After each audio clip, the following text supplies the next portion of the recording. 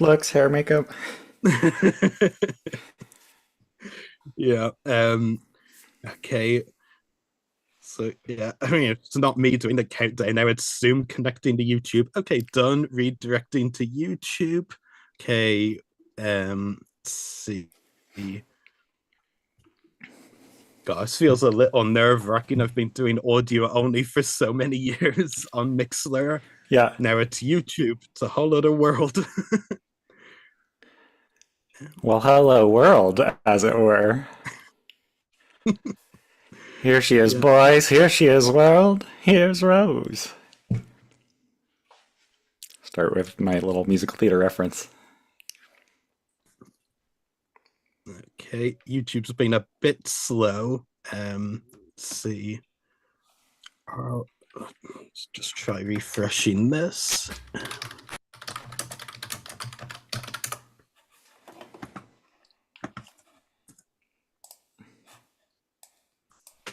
Aha. If I go to the... We are live. I can see that we are live on my end, so... Glad you can, because it's taking ages to refresh on my end. Okay, yeah, we are live. Yeah, okay. Exit out of that. It's weird. It Excellent. seems to have said it. I like scheduled a fade, but it seems to have popped up as a separate video rather than the scheduled one. Anyway, okay. So, hello everyone. You're listening to the Everything Geek podcast. I'm your host Ruari, and joining me today is a very special guest. We have Mark Schenfisch, best known for playing Lightning in Yu-Gi-Oh! VRAINS, Jimmy in You, and the narrator in Glossary terms Narrator in Sparks of Eternity. Mark also did audiobook narration on The 100-Year Flood, The King of Taksim Square, and co-narration on Before Goodbye. How are you today, Mark? Hey, Rory, thanks for having me. I am wonderful. I'm all set up in my room with my lighting, kind of, and my microphone. We are good to go. Yeah, absolutely. It's a pleasure to have you on the show today for your first ever Yu-Gi-Oh! Interview. That's right. Yeah, so getting right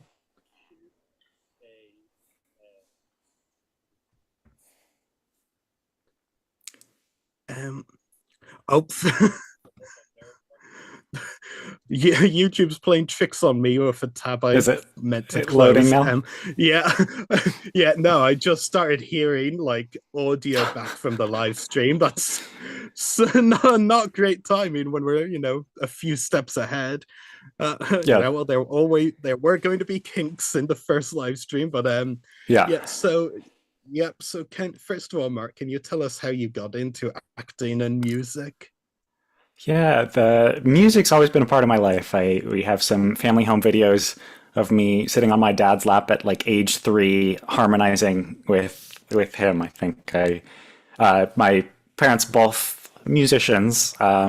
Dad professionally so he taught high school music for a good while, and so I very much grew up with that. My my dad continues to play actually with a group of people that they call themselves the Twang Gang, playing largely folk and bluegrass and gospel music together just every Thursday night. And when my sister and I were growing up, that was every Thursday in our house. So very much a treat every Thursday to go to bed to the sounds of music and harmony coming from the basement or from the living room, depending on how old we were and how likely we were to not sleep if we could hear the music. So yeah, I grew up playing a bunch of different instruments, got into composition in middle school, I think, and then went to college to study music composition. And famously, I added acting 101 because I had done some acting, through the children's theater in my hometown of Casper, Wyoming. I had done some acting at my high school, something that I enjoyed, something that I never really thought twice about. But then my first semester of college, I was looking at 12 or 13 credits. I was like, that's not enough to keep me entertained. Let's add another class. So I added acting 101. Happened to be able to get into the section that was acting majors only. And the first day of class, I was like, I really love this, do I? So literally, after my first day of class in college, walked down to the Department of Theater office and said, hey, can I add a double degree? And my next 4 years in college were gradually like tipping the scale from composition to acting. I so joined the acting program immediately, and then started doing performances with them and such, like things like that. And then my senior year, I looked at the credits between a BA in acting and a BFA in acting, and I said, what if I did all the requirements for the BFA and just I'm really close to them. So yeah, music's always been a part of my life, and acting has wormed its way in, and I am very happy for that. Yeah, that's brilliant. Absolutely. Can you tell me how you were originally cast as Lightning in VRAINS? Yeah, I had done a couple classes with Darren Dunstan, the voiceover director for Yu-Gi-Oh, in I want to say 2015 or 2016, and from that, every now and then he'd say, "Hey, here's this role. Audition for this role." I got a callback one year, came in and recorded in the booth on a different character, and that was kind of funny because I got in my head a little bit. We were in the booth for so quick a period of time, and I was in my head like, why did they kick me out of the booth so far? Why did they kick me out of the booth so quickly? But looking back on it, I think it was a test to see if I could keep up with the speed at which an actual session records. And so, like looking back on it, I think I passed the callback by, yep, he got everything that we need. He took the notes. So I did my callback, didn't book that role.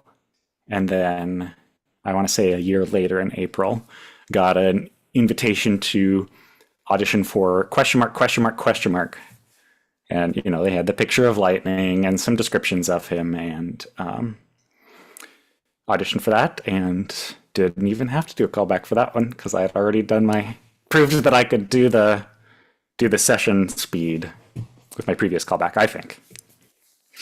Yeah, that's brilliant stuff. And I mean, what was that experience like taking Darren's classes? Because I know he's been doing them for many years. Yeah. He runs a fun class. I think really good at like getting into the fun of animation, Some voiceover classes, some on-screen classes, if they're like focused on drama or focused on commercial, like that gets into a different sort of like mindset. Like here's a little more, especially with commercial, here's like a little more of the corporate approach to voice acting, like what this can be and what can pay you a lot of money. But one of the things that he did a great job at was like highlighting all the different ways that animation can be fun and exciting and weird. Like, oh yeah, here's these kids and they, they're in this world and they have this enemy that's like a talking bird. I don't remember what all he brought in for material for that, but a lot of like fantasy sci-fi stuff that just gets me really excited. And I really appreciate too one of the things that he did in that class was let me give you some scenes that you can record that you can say like these are roles that I might be able to play and send them to people. But yeah, a big part of that too is I think the networking aspect. This is a random trivia fact. Eddie Lee, who plays Soulburner in VRAINS, was in that same class with me when I first took from Darren. And small world, yeah. Yeah, that's really interesting because he'd been working on Yu-Gi-Oh! Since Arc 5, whereas you were originally cast in VRAINS, of course. So it's interesting that Eddie, he's been working on Yu-Gi-Oh! Quite a bit longer, was in that class as well. Yeah. So yeah, that's really cool. Were you a fan of Yu-Gi-Oh! Or aware of its popularity prior to your casting? Definitely aware of its popularity. I was more of a manga kid growing up. And so I had actually read the entirety of Yu-Gi-Oh, barring whatever volumes my local library didn't have. So definitely aware of it coming in, and it's funny too. I wasn't allowed to watch a lot of cartoons when I was a kid, but once we were on vacation and turned on Cartoon Network or wherever it was airing, and just so happened to see Darren's famous Maximilian Pegasus episode. I summon Exodia the Forbidden One, et cetera, et cetera. So that was very surreal to, like, my first day on the job, walk into that booth and be like, and Maximilian Pegasus is sitting on the other side of the glass. So that was cool. You know, I definitely aware of its cultural significance and definitely thrilled to be a part of it. Yeah, absolutely. That's brilliant. And yeah, I mean, Darren, of course, has been directing the show for such a long time as well. You know, I've heard from Yeah. people, including yourself, you know, that, you know, when they go in and they know Pegasus is directing them, it's surreal to them. Yes. I need to check and make sure that my roommate is not locked out. No worries. I think we're good, but I am going to leave my phone here just in case. Yeah, of course, no worries. Don't want them to have to sit out on the floor landing. Although we do have a lovely building cat in our building. Nice. I have two cats in my house, but you know, taking up residence. I mean, obviously we'd want them here. You know, don't want to make it sound like they just randomly showed up one day. Anyway, so what were you told about the character of Lightning when you were about to record your first scene as him? Yeah, that's you know, I think they played it pretty close to the chest of like what the arc of the character was going to be like on the whole. I know that for the email that I received, Darren had something very specific in mind for the kind of energy and the voice. I think it was Jesse Eisenberg's Lex Luthor, and he linked a very specific scene that I went and watched and was like, that's not at all what I imagined this little being would do. But I was like, I guess I'll do what the director wants, and that turned out to be a good idea. When the director knows they want something, that's generally they want it for a reason. So yeah, I know my initial audition was very much you know, calm and like calculating and with a lot of understatement. I think one of the really fun things about Lightning is that about every other sentence he says is a threat, and he just kind of slides it into casual conversation. And so I know my audition was very much that, like calm, threatening, and when we got into the studio for the first day, it was just for like one line at the end of one of the earlier episodes. He just appears as a shadow with Jin in silhouette. I can't even remember if you see him on Jin's arm or not, but got like 2 lines at the end of the episode. So before we went in and recorded those 2 lines, Darren was like, we got a little time. Let's talk about this character arc as a whole. And so he talked to me day one about how this character's arc was essentially, he thinks he is so logical, he thinks that emotion would make him weak, and he is above emotion. But as the show goes on, we gradually see that he in fact is very much not above emotion. He very much has human pride and human anger and wrath, and his inability to admit that he is an emotional creature is his downfall. And so that was day one that I knew, like, here's the series arc for this character. Keep that in mind. So we started real small, and then over the course of the rest of the series, really got to explode towards the end. One of the interesting things about that too is that we didn't talk about that arc aside from day one. You know, we'd talk about it in specifics, like Darren would say, oh, maybe take this line a little more this direction, but kind of something, it's almost like it was our little secret that we agreed to day one of, okay, this is where we're going. You ready? So Yeah, absolutely. Sorry, go ahead. Uh, my brain likes to do a thing, as I'm sure many of ours do, where it just goes in like four directions all at once, and Yeah. then I gotta catch up with it. Um, I am primarily a theater actor, musical theater in particular, and one of the really fascinating things is the difference of like how much control I have over the final product. You know, in the theater, the director shapes things in rehearsal. Music director shapes things in rehearsal, and then when you get to performance, you as the individual have a lot of really fine control over it, from performance to performance, night to night. And film and TV and voice acting is like the exact opposite, where yes, I contribute. I absolutely have, you know, here's what I think about this character, here's what I think about this subtext. And at the end of the day, the director says, yes, that is what I want, or no, that is not what I want. And that was really, speaking of that arc, you know, starting small and going large, like I'm sure Darren every step along the way was like shaping that as well.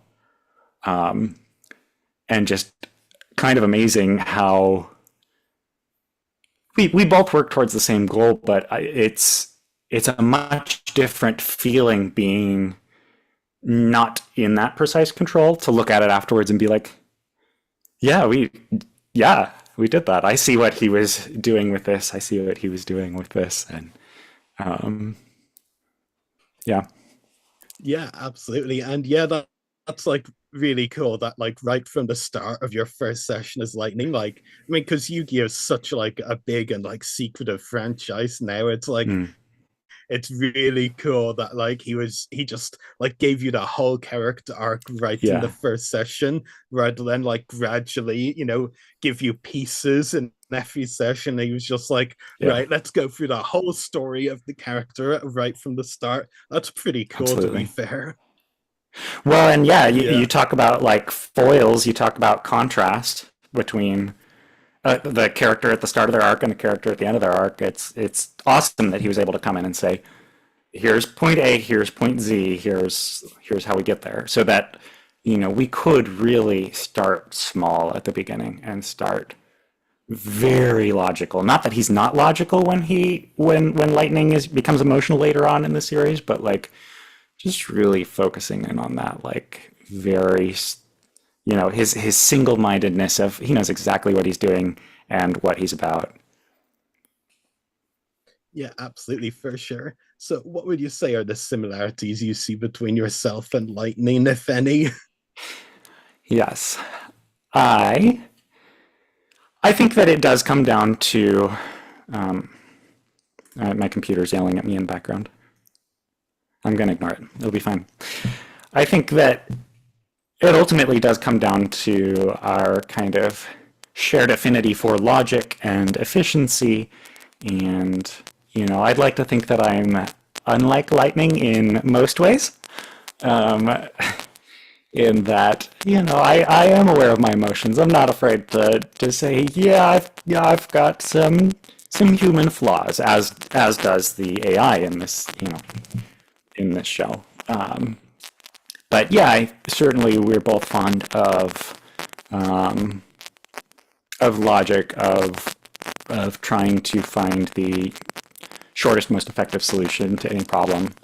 And I think that I was able to bring that from myself, you know, every now and then when he like clicks into monologue mode of like, and then I'm going to do this, and then I'm going to do this. And then it's just like that part of my brain turns on and it's like, here we are. I can absolutely lay it out while just sneaking in that subtext and those threats underneath. Yeah, absolutely. That's brilliant. There seems to be some kind of popping sound on your end. I'm not sure if that's what the Okay. computer is mentioning. Yeah. Uh, yeah, probably. Yeah. Um, conflict between what happens if I stop recording on Logic? Let me know if this gets any better. I'm just going to talk for a little while and I'm going to see if the audio quality improves. And if it doesn't, I might need to switch microphones because this one Yeah, can give me problems. I think it's more the microphone because the popping is getting louder. Okay. So I think it's Okay. microphone related. Well, here's another question then. So I'm going to switch to my AirPods. Okay, so here's my AirPods. Yeah, Testing, there's testing. no popping. Yeah. Sounds like you're a bit far away, Great. so maybe sit in a little closer, but there's Well, no this one popping is, anymore. yeah, this is just Yeah, this yeah, is just don't worry the about in it. ear. So Yeah, yeah, no worries. let me. Yeah, I'm gonna start the recording again on my end, so we have that if we need it. And yeah, that is. Hmm. Yeah, I think I maybe need a new XLR cable. This one has been with me for maybe 8 years or so, maybe longer. yeah, yeah, that's fair. But yeah, anyway, we can continue anyway. So, what was your Yeah. Do you reaction? want me to What answer any of that again to try to avoid the popping so y'all have extras when um you are editing? yeah, sure. Actually, yeah, I think that would be handy. So, what would you say are the Great. similarities that you see between yourself and Lightning, if any? Hi, everybody watching live. We're gonna you gotta hear the same thing again. It's bonus time, bonus round. Um,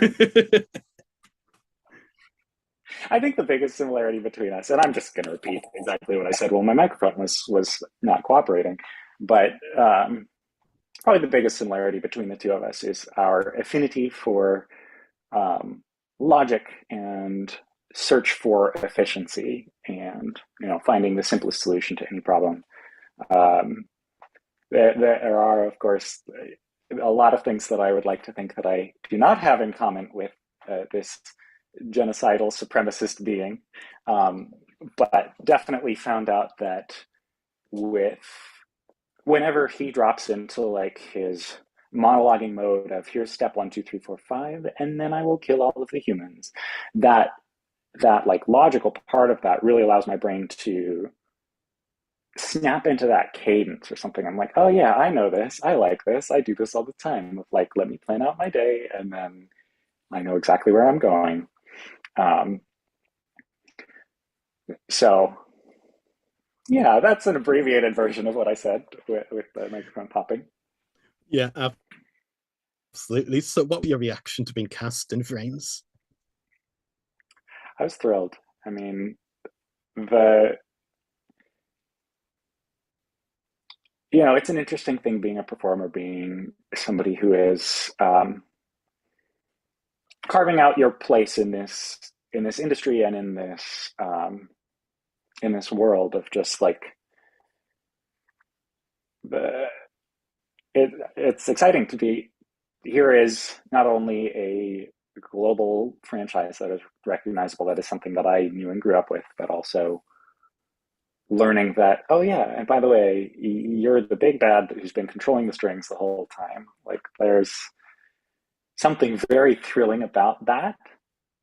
And I think that that was actually a new experience for me too, to be able to play the villain in that way. A lot of times I'll be like the hero or like the sidekick, and for this to be asked to be the person who is everybody's enemy in this show, I really had a lot of fun with that. Um, and especially, the way that Lightning is so taunty and so sarcastic and just like it, it was a lot of fun, and something that is very different than me, and so fun in that way to be able to inhabit that being. Yeah, Okay, absolutely. That's brilliant. I think my roommate is not locked up. Good stuff. Were you given a lot of freedom with coming up with the voice for Lightning, or did the Yoku already have in their minds how they wanted him played? Yeah, so like I mentioned earlier, Darren had that really specific Jesse Eisenberg Lex Luthor in mind, and and that was very much the starting point. I think the two of us kind of shaped Lightning then throughout the course of the recording session. Finding out what he sounds like when he's having fun, finding out what he sounds like when he's in plan mode, finding out what he sounds like when he is threatened or uncomfortable. Um, and so we did shape a lot of that together in the room, but um, but that was ultimately stemming from Darren's idea of let's start real small, cool, collected, nothing razzes him, to then his eventual arc. I would also, I know, I put my audition recording on my phone and I'd listen to it as I was riding the subway into every session, just make sure that I'm starting from that same place, so that especially as we get further away from the starting point, um, make sure that I'm still tied into that like breathiness that he has, um, that level-headedness that he has even when he's becoming emotional later. One of the interesting things too, you talk about did the crew already have in their minds how they wanted him to be portrayed? Um, and I think the answer to that is somewhat yes. And the other answer to that is no. They went and listened to my performance, and the translation team would actually change what they were writing for the character based on what they liked the most out of my performances. I want to say that specifically the phrase "my friends," um, they really liked how I started doing that, and so they just kept putting it in there so that Lightning would be able to use that as his catchphrase when it wasn't necessarily initially intended to be so. Um, I'm trying to remember what else. There was one other thing that was less of a phrase and more just of an energy. I don't know. Maybe it was that just being able to find a threat in everything. So they would write with a little bit of that in mind, of like trusting that this narration segment will also be pointed jabs towards the main characters. Yeah. Well, to be fair, every time he said "my friend," it did sound very threatening in the Lightning way. Yes. Yeah, and yeah, it definitely did become quite a bit of a catchphrase. Like, I mean, I'm sure someone has counted the number of times Lightning said "my friend." Like, it's probably Yeah. a lot. One uh, of my favorite quotes is like, well, this has been fun. Until next time, stay safe, my friends. And just my performance on that, like every friendly word is just said with daggers and poison. He says, "This was fun. Stay safe, my friends," and just like that's it's a lot of fun to say. Here's the text on the page, and what can I do to subvert that? yeah, absolutely. That. Can you tell us a little more about your process in bringing Lightning to life? Yeah, there was actually a lot of like physical movement in the booth, especially when he was getting off on like tangents or off on um, feeling super confident about himself. We uh, Darren and I found to the point where Darren would then suggest it later, like do this thing, just like being really heightened and floaty and like changing my posture to be, kind of stereotypically stuck up in that way and get at his supremacist tendencies that way. Definitely a lot of physicality and just letting free and letting the character flow, letting my body do whatever it needs in the moment to be the character instead of just me. Yeah, that's brilliant. So, what did it mean for you to be part of VRAINS? And what was your What do you experience mean? like working on it? Like, what was your experience like working on VRAINS, and what did it mean for you to be part of the Yu-Gi-Oh franchise? Yeah, I one of the things that I really enjoy about the Yu-Gi-Oh family is that they are very supportive, and very much, sometimes you hear stories about like people being cutthroat or people being like, I got to succeed at the expense of all others, and that's the opposite of what I found with the community here. Um, Danny Kramer just this last month was like, hey, let's get together, let's do a thing. He and I were able to meet up and chat, chat career, yes, but also just chat human to human, and that was very fun. Stumbled across Barrett Letty I was working at a catering event, and he was there with his wife, and I was like, "Are you Barrett Letty? Hi, I voiced Lightning. We haven't met in person, but nice to meet you." And just really cool to, yes, technically we are competing for some of the same roles sometimes, but the focus is on celebration of each other's success, and celebration of obviously the conflict that happens in the show. Danny Kramer and I were texting recently about the our duel, which neither of our characters have any lip flap. So we were like bragging about how it was the easiest duel to record because we didn't have to line up with the mouth movements at all. So Yeah, that's brilliant. We've interviewed him before as well. He's great. But uh, but yeah, it's the handy thing because obviously I've heard from other actors before the like lip flaps are the most challenging part. So yeah, yeah, that's a yeah. handy duel. Well, I can't. Yes, and I can't imagine doing when we started recording remote because COVID spoilers. That I can't imagine what that would have been like to if you had flap during that because at least for my sessions, I did not see picture at all. Darren Dunstan had picture on his end, and they were able to send me the video beforehand so I could like rehearse it or review it, study it, like say, yes, he does 3 laughs here, like 3 spasms for his laugh. So I'm going to write that down in my script and then be ready to go. But yeah, I can't imagine what that meant for the animation team of like going back in and changing flap to match that, or if it, but there's a lot of untold story there that I can only speculate at being on the talent side of things. Yeah, absolutely. I mean, yeah, the like COVID only started in like late of the VRAINS dub. I think late season 2, even season 3, maybe. So like, yeah, I haven't heard too much there. I know one thing that's interesting is even for on Sevens, the one that came after, that even Mm-hmm. after COVID, they would still cast New York actors, even when it was safe, some would record from home. Mm, Like that's one yeah, interesting thing. Like even after all the lockdowns and stuff, like so it just became more convenient, I guess. yeah.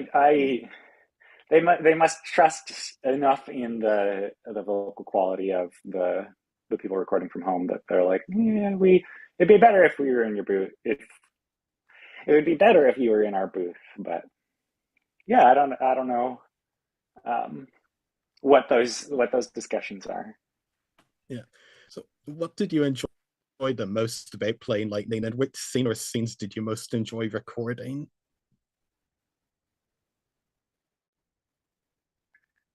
I I mean, there's nothing much more exciting than yelling silly card names at full volume with very intense purpose. And so you can't beat a duel. Like that's the reason we're here for Yu-Gi-Oh is to duel. And so those episodes were definitely the most fun for me. Um, it's it's interesting being behind this behind the screen, like being in the booth recording it because I can't follow what's going on. I'm only getting half of the story and my character knows what he's doing, but I'm just reading the words. Um, but definitely some of my favorite moments, Armatos Legio Magnus Dux is my absolute favorite card for a number of reasons. One, because gold-plated elephant is really dang cool, and two, it's Dux Dux, but there I am screaming Magnus Dux at the top of my voice and just thinking about how elephants and ducks are both animals, and here's the cream card of my crop, and yeah, the other one that I have written down, Fortress Drone Beehive. That's Danny's card. Um, but again, just an amazing mouthfeel to stand there and yell in a very intense fight serious manner. Yeah, absolutely. That's brilliant. And you mentioned the card, but are there any characters or other cards you most enjoyed recording lightning dialogue with? Um, there was one fateful duel that I had. I don't know if it was a duel or if we were just in the cybers, but Frog and Pigeon had a lot of lines interstitched with mine. And let me tell you, I had to like take the Mark part of my brain and put it over here so that I did not just keep laughing at Frog's delivery. Like their 1-2 punches. And Frog, I believe, is Mark Thompson, who also played Flame. Did my research on that one. But yeah, his delivery just cracks me up. And so I would be standing in the booth trying to keep a straight face while I'm about to, scold somebody or like threaten somebody or like just generally be evil and very serious while I'm having to not laugh at the the amazing performance coming right before me. Yeah, absolutely. That's brilliant. And yeah, I mean, Frog and Pigeon were just such great comic relief. Like, one of my favorite Lightning scenes of them is in the Spectre Duel episode where yeah, Lightning basically says, Windy wasn't making you a job offer. And then Windy finishes, no, no, no, no, a job order. I was just like, that's brilliant. Yeah. But yeah, I mean, Wendy's fun too. That reminds me when I was first cast as a character, I went and did more research than I had done before sending in my audition. And I think at that time was probably around when Wendy's arc was done in the Japanese version of the show. And so I went and looked online for Lightning and found all these like fan art of Lightning just crushing Windy in his hand while Windy's like face and eyes and stuff are bulging. And I'm like, ooh, this is neat. This is what I get to play. Isn't this lovely? yeah, very specific fan art. But Yeah, yeah, yeah, but yeah, Magnus Stux is a great one. I mean, hopefully one day Armatos Legio will actually be printed cards in the card game. We're yeah, still waiting. yeah. We're still waiting. Yeah, absolutely. So yeah, so Lightning, of course, is a very interesting character to come out of VRAINS, being one of the main villains of the series and the catalyst behind many of the major events in the show. What was it like getting to develop his character arc in the Frame dub?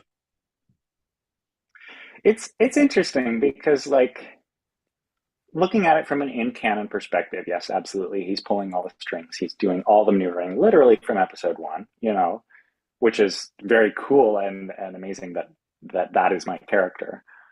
From a performer standpoint, I'm very detached from those plans, which is uh, it is exciting to be pull the curtain and here is that villain, but I didn't do any of that. Like as a human, I didn't do any of the initial cyber stuff and the Hanoi and et cetera, et cetera. And um, so, yeah, there is an interesting disconnect in that I come in, I read the words on the page, and I go home, and then maybe we talk about like what's happening in the greater context. But um, yeah, so mixed bag of like I'm I'm disconnected from it. Like his machinations, his pulling levers, the ones that we see on screen, obviously I get to pull, and the other ones they happened, and I was responsible for them.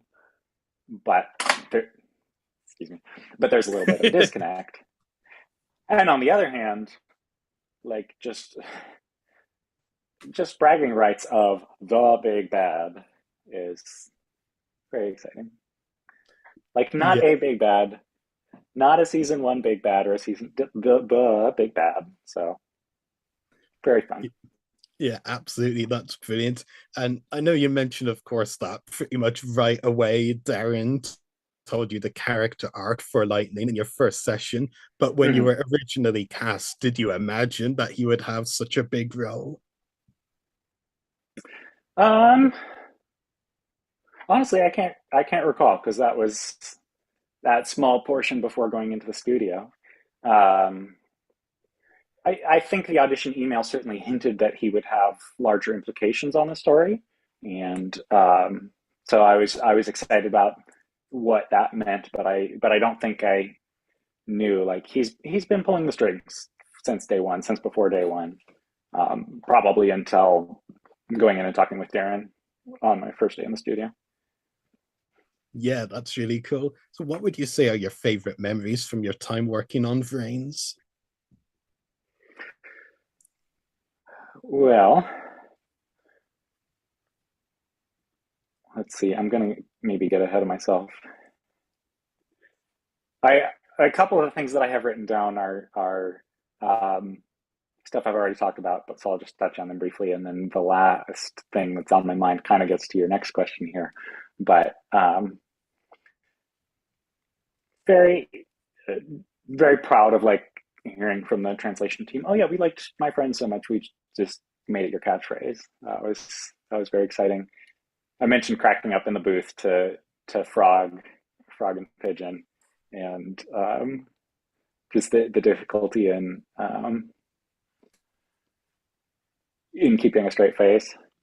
Let me now talk about COVID a little bit, which gets to listener. Rory was kind enough to provide me with the questions ahead of time. So the next question is, what were the biggest challenges that you faced while working on Yu-Gi-Oh! VRAINS? Which I'm going to jump to. There's a little thing called Yep, COVID-19. You challenges. may have heard of it. And yeah, I probably around half of the episodes that I recorded for the show were recorded remotely. And as I mentioned before, recorded without picture. Yes, I had the script. I had Darren on the phone. I recording to my computer, Darren on the phone, so he could hear me. He would give me the beeps or count in the beeps. I can't even remember. He had picture on his end, and then from that he would watch it and say, "Yep, I think that's good enough," or "No, can we do that again?" And then I would send that to the audio mixing team, and it's technology is a wonderful, wonderful thing. But so yeah, COVID and, shifting to remote partway through, definitely one of the biggest challenges.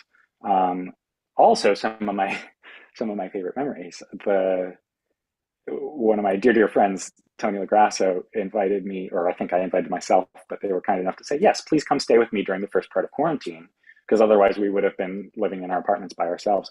So, you know, the majority of the back half of the show I recorded in Tony's closet with a bunch of blankets up everywhere, and my mic and my mic stand, but just doing whatever I could um, to muffle the reverberations on the other end.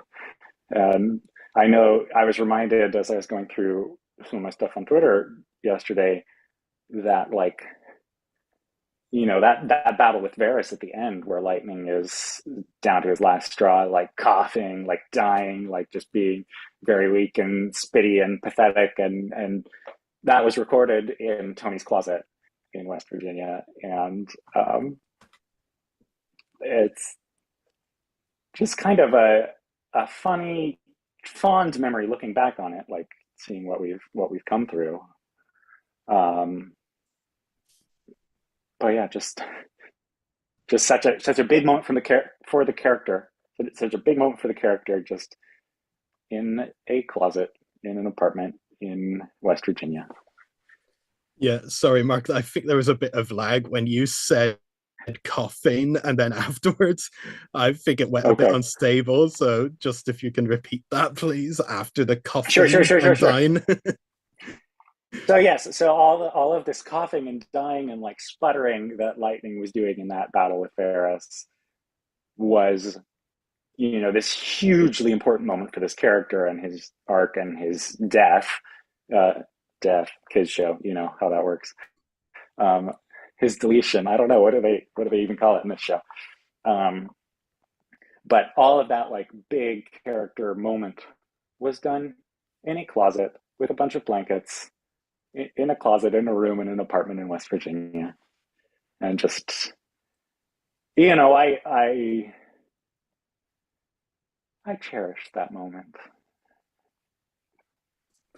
Yeah, yeah. It's just interesting to think, all of these moments in the show, not just your recording, but obviously latter part Right, of raids and all right. that was all done from people's own, studios, blankets, whatever.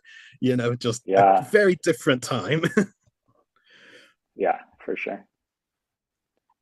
Yeah, absolutely. Um, So your other, sorry, go ahead. I will add one more I have written down.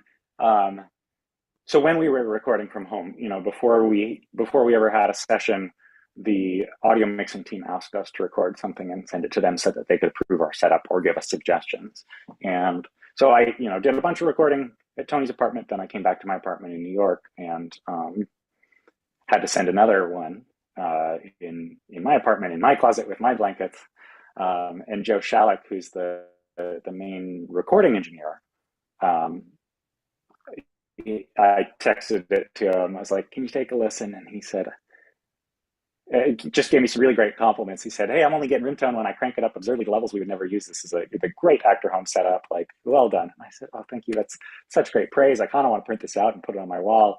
And then he joked, "If you send it to me, I'll sign it to affirm your diligence." I did not take him up on that. It's maybe not too late. Maybe I should do it, but it's Yeah. just a fun little moment that wouldn't have happened if it weren't for the big elephant in the room challenge that is the global pandemic. Yeah, yeah. It's not Magnus Stux in this case, it's metaphorical, Right, right, right. elephant in the room. Yeah. Yes. Um, but yeah. But yeah, and maybe he was sincere and you could have signed it and put it on the wall, never I I too I late. don't see why. Yes, he was making a joke. He was riffing in the moment, but I don't think he was not being sincere. But I didn't test him on it, Yeah. so we'll never know unless I print it out today and send it to him. Dear Konami Yeah. Cross Media. I mean, if Lightning's cards get printed, you could get one of them and send it to Joe to get signed. Yeah, that's real. That would be very exciting. I definitely would have to get my hands on some of those cards. Speaking of Yeah. which, there needs to be more Lightning merch out there, y'all. I went to New York Comic Con for the first time as an attendee 2 years ago, 3 years ago. This is I think after the entire dub had aired, and I walked around the entire. How's my mic? Is it still giving Yeah, problems? yeah. My computer No, keeps. no, Okay, it's okay, okay, yeah, perfect. okay. I walked around the entire, convention floor hall of like all the fan art and stuff like that, looking very specifically for Lightning stuff, and found some Yu-Gi-Oh stuff. Like maybe Playmaker was there, Yu-Gi was there, Yu-Gi-Oh was there, Dark Magician and Dark Magician Girl, and that was it. Nothing else. So, if anybody out there does like plushies and wants to send me some proof of their work, and then maybe I can commission a lightning plushie from somebody. Let's make that happen. Internet, Yeah, please and thank you. yeah. Yeah, I mean that would be great. I mean, it's like funny, isn't it? Like, the Ignis kind of look like they'd have perfect designs for plushies. But then you're like, Yeah, wait. I mean, if I have a lightning or windy plushie, they might try to kill me. So, you know. yeah. Let's just make them real chibi, real small, real cute and cuddly, and then we watch our backs at night. Yeah. Yeah, absolutely. Well, to be fair, though, I mean, Wendy was brainwashed, so I mean, at least Wendy has an excuse. But Yeah, that's true. since That's the Lightning lightning did the plushie you gotta watch out brainwashing, for sure. yeah. So your other credits include the likes of You, Sparks of Eternity, and doing audiobook narration on the likes of The 100-Year Flood, The King of Taksim Square, and Co-Narration on Before Goodbye. Which have been your favorite roles in your career so far? Well, I mean, it's hard to beat Yu-Gi-Oh! It's hard to beat the big bad. But of those audiobooks, I particularly enjoy Before Goodbye, which is this like teenage coming of age love story. That one is interesting. Speaking of like recording in separate places, that one was a two narrator book, and the other narrator, Lauren Ezzo, she's actually like the primary narrator on the book. Um, but we, recorded all of our chapters separately, voicing each other's characters while they're in our chapters. And going back and listening to it, like it actually works out pretty well, having never heard any of the other person's anything. Like, so that's really cool, I think, to see just how well that works out, and to go listen to the whole story and how it works together. I'm really proud of that sightless collaboration. Um, the one thing that I haven't mentioned yet. So in musical theater, my bread and butter is a little show called Murder for Two, which is a two-person musical comedy murder mystery farce. A lot of things written by Joe Canosian and Kellen Blair, and it's a two-person show. I think I may have said that already. It's a two-person show. One of the actors, usually me, plays the detective. The other actor plays all 10 suspects. Both of us play the piano and sing and do a little bit of dancing, and that's the entire show. And that show has been so enjoyable, so rewarding. I've done about 9 different productions across the United States, working with, I think, 8 or 9 actors opposite me. So a different person every time, different director almost every time. And one of the beautiful things about theater is like we have the same text every time, the same given circumstances, the same stage directions more or less, but to see the diversity of the jokes that we come up with, of the bits of like this is the important moment in this scene, or this is the important moment in this scene, like watching one performance compared to another performance at another theater, it's almost a different show, which is very cool, and I think speaks to the beauty of collaboration. So that's definitely been a favorite of mine. I have, if I may pat myself on the back, exactly 150 performances across those productions, which is nothing to sneeze at. Yeah, that's brilliant. Yeah. And then you mentioned you, which I, have a very featured background. I want to talk briefly about background acting, like on film, because on the one hand, and anybody who's done it before, it's whatever. You go in and you maybe get on camera, or you maybe don't, or maybe you're like really small in the background. But I think as a redhead, um, I sometimes get a little preferential treatment. Um, let's wind up at the biggest one. Um, Marvelous Mrs. Maisel, the pilot. You can see me. There's like a little. These are really, they mean nothing for my acting career, but they're really fun trivia to go and find. Um, Marvelous Mrs. Maisel, the pilot, near the end, there's like a montage and a little music that goes by, and the screen scrolls, and there's me sitting on a couch, like very visible, just discussing whatever's in my hand to whoever's sitting next to me. And one of the fun things there is the guy who was the stand-up in the scene before, Scott Long, is a classmate of mine from college. And so just wild that we just happened to be so close to each other in that show. Then as a redhead, I got specifically called in to do some background work for Gotham. They were like, we need people who look like Jerome, who aren't Jerome. And there was one that we did where they actually cut this scene, but it was a nightmare. They were in a church, and they had 5 of us redheads dressed up in like choir boy robes. And at one point, the camera got in on us just maniacally laughing a la Jerome, which we all did based on the instruction of the director, not having ever seen any of Cameron Monaghan's performance. I think that's Cameron Monaghan. Is it Cameron Monaghan? Anyway, Yeah. it would have been great. They cut it for time, I'm sure. And then there's another moment, the one where the bus breaks down and then all the creatures like walk off the bus. They needed me in for that, to look like Jerome, so you can see the back of my head as I'm like walking away from walking away from this bus. And then the most exciting one is you. Netflix is you.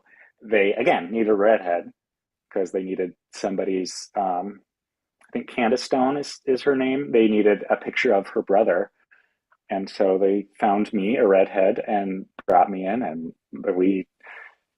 I was there for 8 hours. They took pictures of me for about 3 minutes, and then said, "Okay, great, go, thanks, go home." And to this day, I still get texts from, that was probably like 2018, maybe before. To this day, I still get texts from friends and family being like, "Wait, I just watched you. This is a silly question. Is that you in that?" Because one of the characters goes and looks at Candace's Facebook, and there's a picture of her with me, Jimmy Stone, and I'm like this close to the camera. It's pretty cool. Just some fun Yeah. trivia, some fun Mark Schenfisch trivia. Toss, toss. Yeah, it's just funny how that all works out sometimes. You appear as like Yeah, a photograph in a show, and yeah, you get friends and yeah, family being like, "Wait, I just saw you." yeah. But that's Unfortunately, cool. they never needed him for any.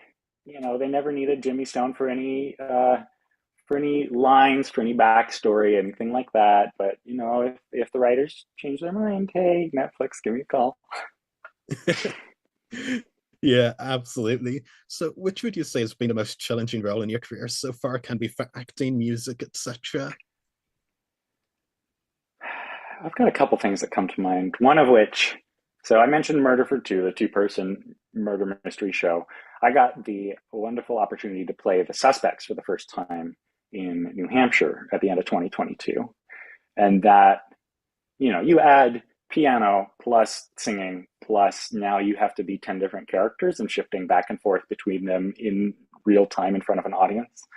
That was very rewarding and uh, very practice intensive to get down just that muscle memory of switching back and forth between characters. I also did a show recently in New York City. It's called Tea with G by lyrics and story by a friend, Deborah Berenson, music by Dylan Markarel. And it's um, how do I want to describe it? It's a musical theater comedy piece structured as a tea instructional session. So Deborah, who plays G in this, is running the tea lesson and interacting with the audience and telling them what is right and proper according to British culture. Meanwhile, her like deep dark secrets are coming out onto the stage. My role in that is I'm the only other actor there. My role in that was playing the accompanist that she's hired for the evening, and that was again really rewarding and challenging in just balancing the comedic timing. I'm supporting her in a very integral way to her comedy throughout the show, and then balancing that lightness with there's a hugely emotionally intense climax at the end of the show. So just like throughout that whole show, similar to the lightning's arc, kind of just like small, small, small, small, small, boom, there we go. Um, so yeah, uh, that was a lot of fun. We did one performance at Caveat, I think, is the space in New York City, and rehearsed for a couple weeks. And I memorized what I could in that time, and putting it all together was very exciting and challenging and rewarding stylistically to meet the demands of the show. Yeah, absolutely, for sure. So, my final question for you, Mark. You have an upcoming big musical theater project, which is an adaptation of a nerdy cult classic franchise. What can you tell us about the project and your role in it? I do indeed. So myself and two collaborators, Sam Balzac and Allison Frasca, are working on adapting Felicia Day's 2007 web series, The Guild, into musical theater. And so we have the rights. We've been talking to Felicia since 2019, and we've got drafts, working on edits. This is how theater works: is you write and write and edit and edit and edit, and then write and write and write and edit, edit, edit. But we're hoping to get it up in front of the public somewhere this year. Still, time is a little TBD on that. But if you follow Felicia on any social media, I'm sure she will be shouting from the rooftops when it is time. And I'm sure I will be as well. So, yeah, absolutely. I suppose I should say I'm the composer on that. So yeah, just a work in progress, coming to a theater near you. Fingers crossed. Yeah, absolutely.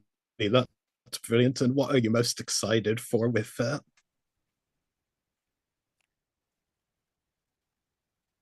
That is a great question.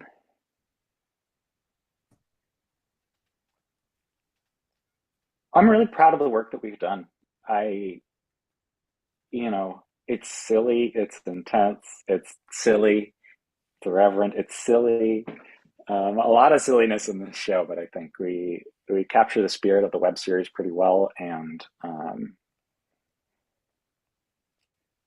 that's the really cool thing about like any adaptation is it's true to the original, and it's also transformative in a fun way, and bringing it to the medium that I love and hold near and dear to my heart, musical theater. So yeah, absolutely. That's brilliant. So that's all of our questions for you today, Mark. It's been a pleasure talking to you on the podcast. thanks for your time, Ruari. Yeah, and hopefully we can talk again sometime. Sounds great. Yeah, so I look forward May to the force be with you. talking and with you. So I look forward to talking to you again sometime. Mark, thanks again for joining us, and take care. Bye. Sounds good. Until next time, my